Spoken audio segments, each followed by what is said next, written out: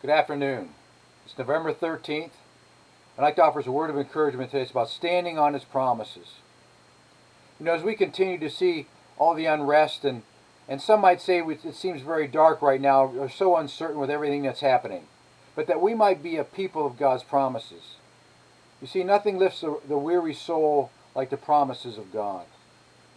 I'd like to offer us a word of encouragement from the Gospel of John, chapter 16, the words of Jesus, verse 33.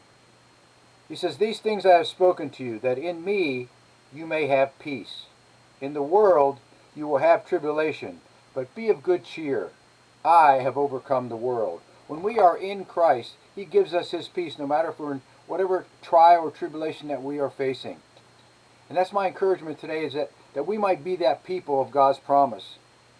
Sometimes over the past years, and sometimes over very difficult days that we face as a family, people would send us scriptures with God's promises. And that gave us hope. That gave us assurance. That gave us encouragement that we were standing on God's promises, not what the doctor might say or what people were saying, but we stood on the promises of God. I'd like to read a section from a book by Max Lucado called Unshakable Hope. And it says this. It says, "Let's be what we were made to be, people of the promise. Keep this declaration handy. Say it out loud.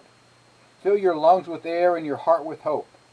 And let the devil himself hear you declare your belief in God's goodness. We are building our lives on the promises of God. Because His word is unbreakable, our hope is unshakable. We do not stand on the problems of life or the pains in life. We stand on the great and precious promises of God. That we say them out loud, that we believe them in our heart, that we live in such a way that others will see where our hope lies." Thank you.